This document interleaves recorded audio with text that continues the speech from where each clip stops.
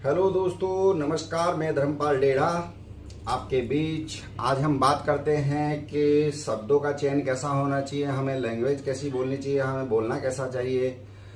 और इसी पे आजकल बहुत मित्र हमारे बड़े कड़वे बोलते हैं और वो चाहते हैं कि कड़वे बोलने के बाद भी माहौल शांत रहे और अच्छा रहे और बढ़िया रहे। तो उसी पे आज हमारा मन था हम एक वीडियो बनाएं और सबको करें। मैं एक कहानी सुनाता हूँ आपको।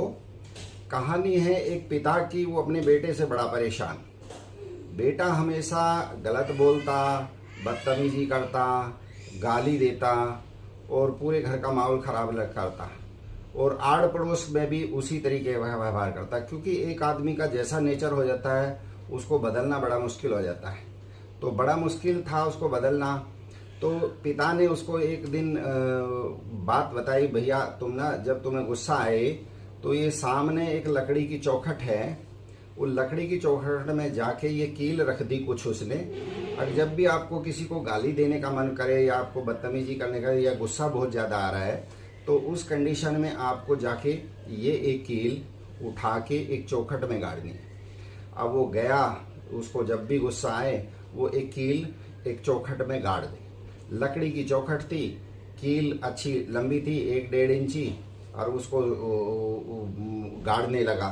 धीरे धीरे उसने 2, 3, 4, 5, 6, 7, 8, 9, 10 वो कील गाड़ देने के बाद में एक दिन धीरे धीरे वो कील इतनी गाड़ दी उसने, अब उस चौखट में जगह नहीं बची। वो अपने पापा से बोला, पापा मैंने तो मतलब इतना गुस्सा आ रहा मेरे को कि मैंने वो सारी कीलें गाड़ दी हैं। तो लगभग 15 दिन 20 दिन महीना में वो सब चीज़ें हुआ।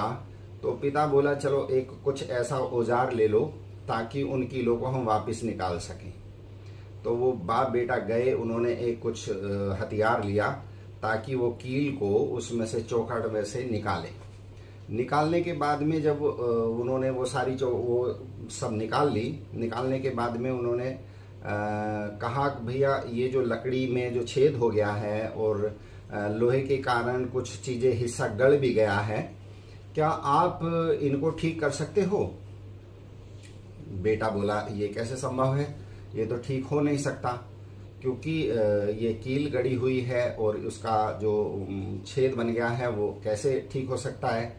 तो उसने समझाया कि जीवन में ये जो हम आपस में जो भी अपने रिलेटिव में, चाहे वो कोई भी है, किसी के साथ तो हम बदतमीजी करते हैं या किसी के साथ भी हम गाली गलौज करते हैं और उस गाली गलौज के बाद में जो रिजल्ट आता है वो उस कील की तरह है। जो ये कील हो गया है, ये लकड़ी में जो घाव हो गया, उसी तरीके से मनुष्य के हृदय में भी वो एक निशान पड़ जाता है।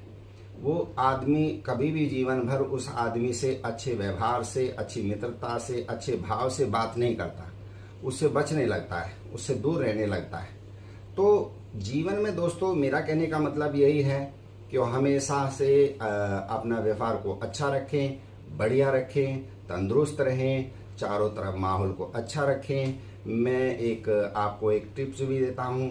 ये पेंसिल है, ये पेंसिल का भी इस्तेमाल करें। ये पेंसिल को अपने हाथों पे घुमाएं और अपने वापसी में भी घुमाएं, इस तरीके से घुमाएं। आपका सर्वाइकल, आपका कोई भी बॉडी में पेन, कोई भी दर्द, हाथ में, पैर में, घुटनों में, सब दर्द गायब हो जाएगा। इस पेंसिल को बढ़िया तरीके से, जितने तरीके से भी घुमाएंगे, बढ़िया तरीके से घुमाएंगे और भरपूर पानी पिएं और अपने ख्याल रखें। मौसम के साथ में चलते हुए फल खाएं, जैसे भी रहें वैसे ही बहुत अच्छा, बहुत सुंदर, बहुत बढ़िया और हमेशा खुश रहें। खुश रहने से हमारी बॉडी बड़ी संतुष्ट होती है, हमारी 250 मांसपेशियाँ हमारी खुश रहती है।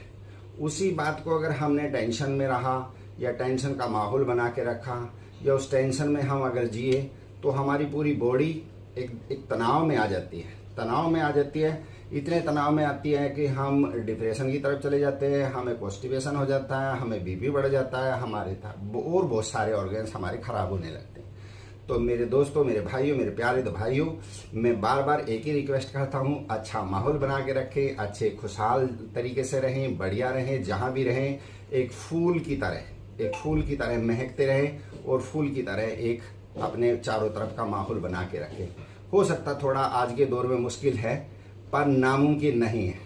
जय श्री राम।